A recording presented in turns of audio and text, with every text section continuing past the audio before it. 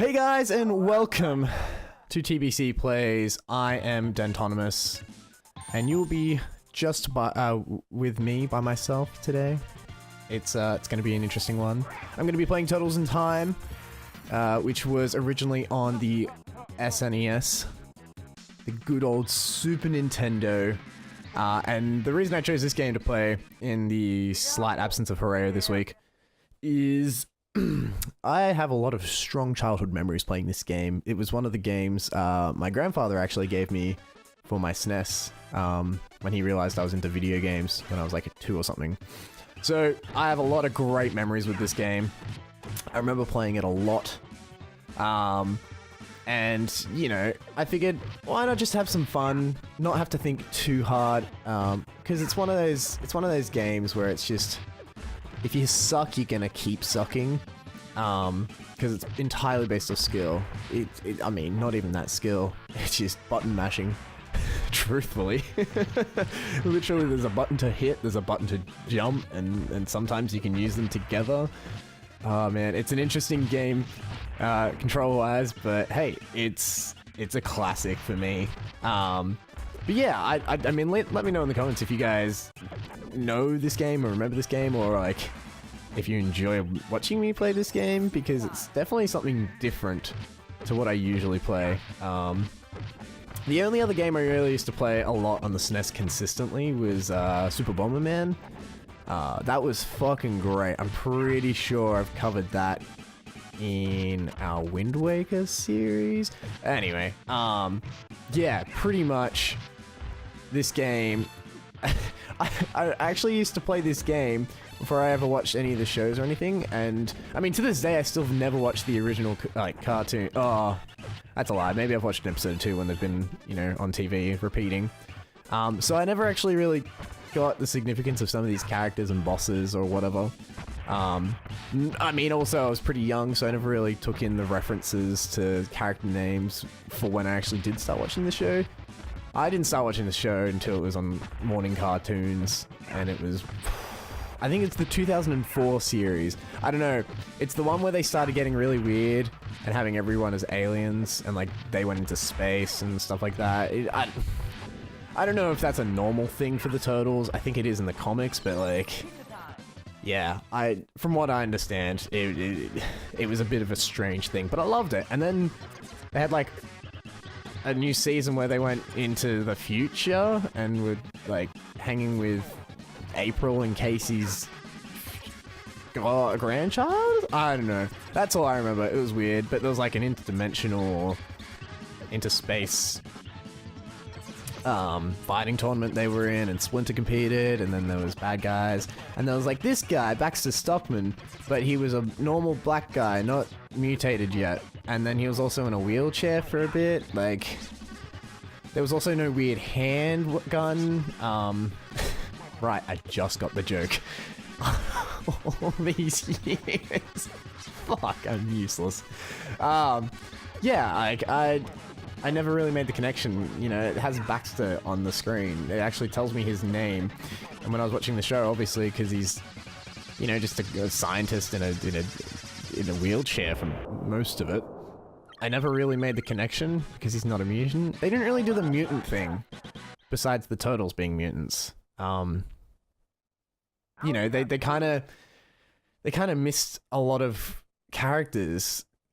Now that I've grown up and had more exposure to the Ninja Turtles lore and iterations and comics and movies and stuff, you know, it was definitely a different, interesting take.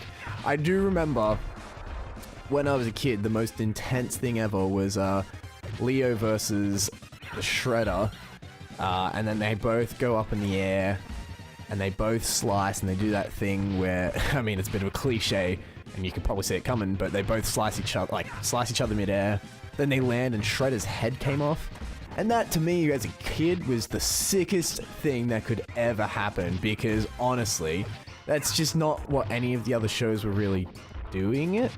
But then they kind of were like, oh, that's, you know, that's doesn't matter because Shredder's still alive because he's a pink alien thing. And I was like, what the fuck? But no, playing this game, I was like, oh, that's actually that's actually Shredder. That's a thing. Interesting. And then, you know, they were doing the movies semi-recently with can't even think of anyone's name. Megan Fox. Yeah, sure. The Megan Fox ones. And they were like, Shredder's in it. And, you know, the Turtles are aliens, not mutants. And I was like, what? And then they kind of retconned that. Anyway, that was my... I mean, there's the classic... I say classic, but I actually cannot think of their names right now because I'm a useless person. Oh, fuck me. And fuck these robots. They are the most annoying thing. I was practicing this game just before to make sure I remembered the controls and everything. As I said, they're very, you know, hard controls. But yeah, I was practicing it, and those guys just kept wailing on me and killing me, and I forgot how much I hate them. And it's so annoying having to fight them. But so far, I haven't lost a life, and my practice run, I had like 2 lives lost. So hey, so far I'm doing fab. Fab? Yeah, sure. Let's go with that. I was really just stalling to remember those names. Rocksteady and Bebop. That's it. Rocksteady and Bebop. They're these classic guys. They're in this game as like one of they were on a pirate ship, so it's like pirate versions of them. It's freaking great. I love it. But I never really got the significance of them or like how popular they were or how they got created or anything, because they weren't in the in the show I watched. I mean, if they were, then I'm just an oblivious person. But at the same time, I feel like they were significantly not in it. But they had like the Triceratops aliens and stuff, and it was, I don't know. It was an interesting time watching that show. That's all I'm gonna say. But yeah, you know, there's characters like Leatherhead and Bebop and Rocksteady that I never really quite understood the significance of them being in this game, because realistically, in the original show and everything, they were such big characters. And then there's Krang, and oh man, you know, it's just interesting. I never realized how much of the story I didn't get. And yeah. I'm so mad because I got rid of my Wii U for my Nintendo Switch. And I'm so mad that I don't get to play more of these kind of games. Because the Virtual Console's not on the Switch yet. Or may not ever be on the Switch. I mean, it's Nintendo, so I've got a real strong hope that they do, but you know, it would have been nice if they actually said outright if they intended on doing it. Because I have a feeling, you know, they're probably at the stage now where it's going to get to the year and they're going to be like, oh, we're now doing the year anniversary of the Switch, and they're going to go, oh yeah, we're introducing the Virtual Console, and you know, some you know, virtual digital copies of Wii U games and stuff, because I really want Wind Waker as well. I do miss that. And you know, it's gonna happen, and they're gonna drive sales, but I feel like it's gonna be a bit late. I know they have confirmed that they're gonna have some older classic games are gonna be on the that subscription service that they've got, but at the same time, it's just, it'd be nice to be able to just buy it like you can on the Wii U or the 3DS. But speaking of, I actually haven't played my 3DS much since I've gotten my Switch, because it's such a good portable console for me. Also, Breath of the Wild kind of taken over my life. And I still even haven't done Ganon. It's just, there's so much to do in that game, especially with the shrines. I'm actually having a solid attempt at doing the shrines. And, oh man, some of them are pretty annoying. If I have to do another major test of strength, I will really just cry, because they're just, it's not that they're hard, it's just they take time and strategy, and you need to actually put thought into it. And I know it shows off how interesting and planned out and methodical that the combat system has to be for boss battles and stuff, which is what I'm expecting Ganon's gonna have to be. Oh boy. You know, it's just one of those things where I'm not wanting to do it. I'm just trying to get them finished. And I know at the end of the day, the point of the shrines is that they're a challenge. So, you know, it 100% makes sense. I just, it's one of those things that gets me.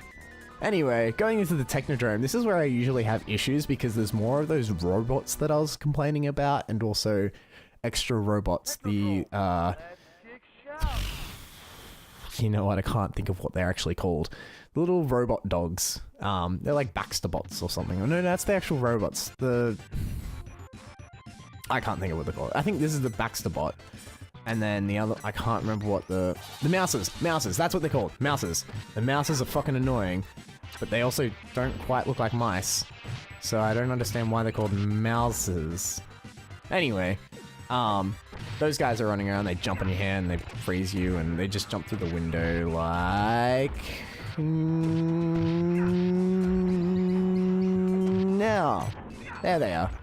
And like, they come from anywhere that they want to. It's just, you know, it's kind of annoying. I don't really like it, but at the same time, I mean, I like this game. I really do like this game, except for those kind of like fall and injured animations. It's a bit bullshit when those happen because you can't do anything. But like, there's so many things I do like about this game. I don't like that. I do like that it's just silly and follows what Teenage Mutant Ninja Turtles should be, where, you know, you're just traveling through time. You know, no big deal, just a casual thing everyone does every day. And, you know, it's like they slowly introduce enemies and you kind of have to work out as you go, oh, this enemy can hold and block me. So I need to wait. I need to wait. I need to wait. I need to let them get close enough to me, or I need to do something different. And I just, you know, it's one of those things where it's like, oh, if I get that, that takes them out. Excellent. Well, you know, it's just... The game design makes you play to learn. And then, you know, you're learning by playing, not by being told by a little menu thing. And I like that. And that's kind of why I did the rehearsal. So I remembered how to play by playing. Oh boy, there's two of them. I forgot about that. Bugger. That's right, they're like the fire and ice thing, hey. Oh boy. Yeah, that's right. Oh, boy, I hate this. I just want to not get frozen. That is my goal. Don't get frozen. Ah, I got frozen! I got cooked. I think someone's making turtle stew. Oh boy. Oh boy. I'm not having a good time. I'm not having a good time. Another cool thing about this game is the capability of... Oh, fuck, he really just charged me. Of, you know, just being able to plug in a second controller, pressing start, and you have two-player couch co-op. It was, you know, it was the time when Nintendo really did that super well. And, you know, the Switch kind of brought that back. You pull off the two controllers that are included in the, you know, the original packaging. You don't have to buy a second controller. And you can do couch co-op games like this. And that's why I kind of want, you know, the Virtual Console and the backwards compatibility for older consoles and games, because really, that's what Nintendo's done so well, and they can resell a lot of games as a result. Like, I would 100% buy this and play it with friends and family, you know, just because I could. And then, you know, I can play it wherever I want to go. Having couch co-op and also the possibility of, you know, portability. It's just, the Switch was very well designed and is very intelligent overall. I love it. I cannot get over how well it was designed. And, you know, a lot of people may have issues with the technical specs of it, but when you really consider that it can play a game as gorgeous as, oh boy, I need that pizza. As gorgeous as Breath of the Wild, and, you know, and you can play it on a bus or a train or on a plane. it's so really well done. I just really, really like how the Switch is designed and thought through. The design of it is so smart. You know, it's not too big, it's not too small. It's about the same size as another, you know, standard device like a tablet or something that someone would have. It's great, and then you have the ability to plug it into a TV so you can get that full screen size experience, and it's great. I love it. I love it so much. Man, the Switch is so good. It's just so good. And also like this boss battle where you have to throw, you know, you have to throw the foot soldiers at Shredder. It just, they don't tell you how to do it. They just say, here you go, fight Shredder. You know, that big bad guy that's ultimate evil in the Ninja Turtles world, universe. I mean, Krang, I suppose, but like, you know. But like, you know, they just throw you in, they're like, oh yeah, well, you know how to fight, but like, how do you fight an enemy? And then, you know, obviously you would have accidentally done it, and then you would have like, well shit, now I need to work out how to do it. And, you know, it can be hard, but like, right now, I'm trying to do it. I'm trying to do what I know works, but it's not always working, but like, it's working, and it's because I taught myself how to do it, and it's like, yep, there you go, I did it, I threw it, I hit him, and I don't really want to lose 2 lives because I'm not Horeo, and I'm not that bad at video games. Holy shit. Oh boy. I'm there, I'm nearly there, and I think once I beat, yep, okay, cool. Once I beat, let me fully get that out actually. Once I beat Shredder, I'll end the episode. Banishing me to a time warp from which I will never return. Well, that sucks, but next time on TBC Plays, I'm gonna keep doing this. We're gonna be stuck in time. We're gonna be like Dr. Motherfucking Who going through and wrecking shit in BC 25 250,000 million. I can't math a quote that. Fuck. All right. Well, yeah. Next time on TBC Plays. Thanks.